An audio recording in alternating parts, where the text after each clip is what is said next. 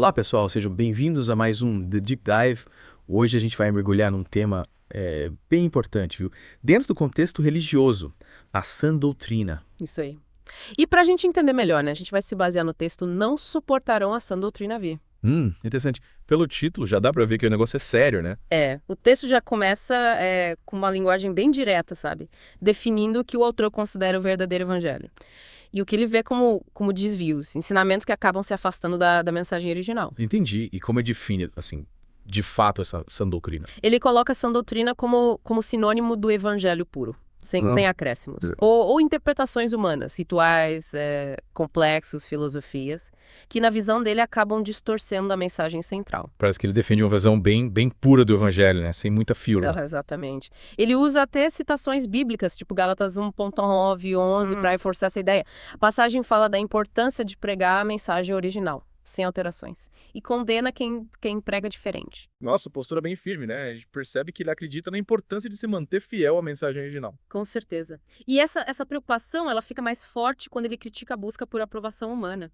Ele fala que muitos se preocupam em agradar os outros e esquecem de Deus, que é o que realmente importa. É verdade, né? A gente vê muito isso por aí. Às vezes parece que as pessoas estão mais preocupadas com a imagem do que com a relação com Deus. Sim.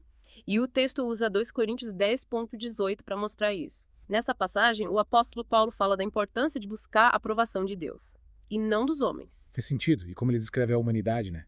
Nesse contexto. Qual a visão dele sobre o ser humano? Ele usa um termo forte, decaídos, para descrever a natureza humana. Ele argumenta que a humanidade está num estado de queda, sabe? Corrompida pelo pecado. E por isso, espiritualmente morta. Decaídos. É forte mesmo, né? Passa a ideia de que o ser humano está distante de Deus, em um estado de fragilidade. Exatamente. E essa visão, segundo o autor, ela tem implicações na forma como as pessoas se relacionam com o evangelho. E quais seriam essas implicações? Ele argumenta que essa natureza decaída, ela impede o ser humano de aceitar o evangelho assim em plenitude, por estar morto espiritualmente. O homem tende a resistir à mensagem verdadeira, e busca conforto em regras e rituais criados por outros homens, como se isso pudesse preencher o vazio, né? O vazio espiritual. E você já parou para pensar nisso? Às vezes a gente se apega tanto a tradições, regras, que esquece da essência da fé, daquilo que realmente conecta com Deus. É uma boa reflexão. Ele nos convida a questionar se as nossas crenças são baseadas em fé genuína ou se a gente está buscando um conforto superficial, sem se aprofundar na mensagem. Com certeza. E o texto vai além, né? Ele fala também dos pregadores, a forma como eles transmitem a mensagem. Sim, e aí ele critica os que, na visão dele, distorcem o evangelho, em benefício próprio, usando a religião para fins pessoais. A gente sabe que, infelizmente, tem gente que se aproveita da fé, né? Usa a religião para conseguir poder, status, dinheiro. O texto usa 2 Pedro 2.23 para alertar sobre os perigos da pregação manipuladora, que visa satisfazer os desejos do pregador, em vez de transmitir a mensagem genuína do evangelho. Esses pregadores são como vendedores, que prometem mundos e fundos, mas no fundo só querem se dar bem, né? Boa analogia. Eles vendem a ilusão de felicidade, de prosperidade, mas na verdade estão levando as pessoas para longe do que realmente importa, a fé genuína, o relacionamento com Deus. Eles usam de muita lábia para isso, né? Mas o texto também fala da lei, né? Ele diferencia a sã doutrina da lei. Eles citam Timóteo, falando que a lei não é para os justos, mas para os pecadores. É como se a lei mostrasse a gravidade do pecado, né? Isso, é como um espelho, sabe? Mostrando nossos erros. O quanto a gente está distante da santidade, mas a salvação, a mudança só acontece pela graça, através da fé em Jesus. Então a lei mostra o problema e o evangelho a solução. É isso. Exatamente. E aí ele critica quem se apega à lei como salvação. Como se a gente pudesse alcançar Deus só cumprindo regras. É tipo comprar a salvação com boas ações. Mas o texto deixa claro que a salvação é um presente, né? Recebido pela fé. Perfeito. E essa é a essência da sã doutrina. A mensagem pura, sem misturas, acréscimos. É essa mensagem que liberta da condenação da lei e coloca a gente num relacionamento de amor com Deus. Interessante como ele conecta a sã doutrina com a libertação da lei. Mas ele também critica quem prega um evangelho distorcido, né? Que promete tudo de bom para os seus seguidores. Sim, e ele usa um termo forte, dissolutos, para descrever esses pregadores. Pessoas imorais que se entregam aos prazeres. Vivem de forma desregrada. Então, além de distorcerem a mensagem, eles não vivem o que pregam. Que hipocrisia, né? Sem dúvida. E essa hipocrisia fica clara quando a gente vê as promessas, né? Promessas vazias. É como o vendedor de carro usado que promete 1000 maravilhas, mas te empurra uma lata velha. Entendi. Eles iludem as pessoas com promessas. de prosperidade, cura. Mas no fundo querem só se aproveitar, né? É triste ver gente caindo nessas armadilhas, buscando alívio, soluções fáceis. As pessoas querem esperança, conforto e se tornam presas fáceis.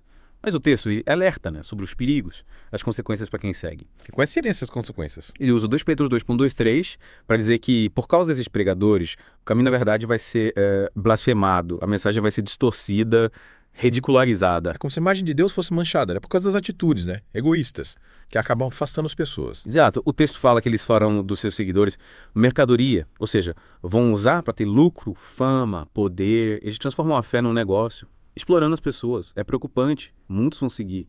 Mas por que será que se deixam enganar? É uma boa pergunta. O que leva as pessoas a seguirem, né? Mesmo sabendo dos riscos. O texto dá uma dica. Ele fala que as pessoas seguem esses pregadores porque satisfaz suas vontades. As vontades não regeneradas, ou seja, quem ainda não teve uma experiência com Deus, né, uma conversão, tende a buscar o que agrada os seus desejos, egoístas. Então, no fundo, estão buscando satisfazer a si mesmos, não a Deus. Querem o evangelho que se ajuste aos seus desejos. Não querem se moldar à vontade de Deus. É como fast food espiritual. Que analogia perfeita. E o texto alerta sobre as consequências. A gente acaba desnutrido, fraco, vulnerável. Que reflexão. Esse texto nos desafia a examinar nossas crenças, né? Se estamos buscando a Deus de verdade ou só tentando satisfazer nossos desejos. Com certeza. E essa análise é fundamental para a gente discernir a verdade, né? O evangelho genuíno. Mas ainda tem mais, viu? Na última parte a gente vai se aprofundar ainda mais. E voltamos, né? Para a última parte do nosso mergulho na sã doutrina, já vimos bastante coisa, né? Como ele define as críticas aos pregadores, a questão da lei, da aprovação. Passamos por bastante coisa. E agora o texto fala daqueles que se desviam da sã doutrina. Ele descreve eles como pessoas influenciadas por espíritos enganadores, presas em doutrinas de demônios. Nossa, doutrinas de demônios. Que pesado, né? Parece que está falando de algo maligno, sobrenatural. O que ele quis dizer com isso? Ele usa essa linguagem forte para falar da influência negativa, que age sobre quem rejeita a verdade, né? Pessoas que, por terem o coração endurecido, se tornam vulneráveis a mentiras, enganos. Então, para ele, essas pessoas estão presas numa ilusão, incapazes de enxergar a verdade. Isso. Ele usa a imagem da consciência cauterizada para descrever essa cegueira. Consciência cauterizada, nunca ouvi essa expressão. O que significa? A cauterização é um processo que usa calor para fechar feridas, impedindo o sangramento. No texto, essa imagem é usada para descrever a consciência de quem se desviou. É como se a capacidade de discernir, né? Certo, errado, bem, mal, tivesse sido queimada, a pessoa fica insensível. Caramba, forte a imagem. Então, para ele, essas pessoas perderam a sensibilidade, não reconhecem mais a verdade. Sim. E ele afirma que esses homens que falam mentiras, eles são usados por forças malignas, demônios, para espalhar suas doutrinas enganosas. E o que a gente pode fazer, né, para se proteger? Como saber se a gente está seguindo a sã doutrina? Ou se está sendo enganado? O texto dá algumas dicas. Primeiro, se apegar ao evangelho puro, sem acréscimos de distorções. Conhecer a palavra de Deus. Estudar, deixar ela transformar nosso coração, né? Nossa mente. Então não basta só um conhecimento superficial, né? Tem que ir além das aparências. Discursos fáceis, promessas, buscar a essência, né? É isso aí. E além de conhecer a palavra, buscar a orientação do Espírito Santo, que guia para a verdade, ajuda a gente a discernir. Então a chave é o estudo da palavra e a busca pela orientação do Espírito Santo. Isso. E por fim, ele alerta para a gente ficar atento, né? Aos falsos profetas, que pregam um evangelho distorcido, em benefício próprio. Mas como identificar esses falsos profetas? Quais os sinais? Ele fala que eles usam de palavras fingidas para iludir. Prometem o que não podem cumprir. Discursos sedutores, cheios de promessas, de prosperidade, cura, sucesso. Mas, no fundo, são vazios. Tipo aqueles vendedores, né? Que prometem produtos milagrosos, mas que não funcionam. Exatamente. Ele alerta que eles exploram a fé, né? Para ter lucro, fama, poder. Que como se proteger desses charlatães? Usar a razão, analisar os discursos, as promessas, questionar, buscar a verdade, não se deixar levar pela emoção, promessas fáceis. E comprar tudo com a palavra de Deus, né? Nossa bússola. Que é? Exatamente. E aí, ouvinte, o que você achou? Quais as suas conclusões? E esperamos que esse mergulho tenha ajudado vocês a refletir, né? Sobre a importância de buscar a verdade, se aprofundar na fé e ficar atento aos falsos ensinamentos. Lembrem-se, a busca pela verdade é uma jornada que exige esforço, dedicação, um coração aberto à orientação do Espírito Santo. Valeu, pessoal. Esperamos que tenham gostado. Até a próxima.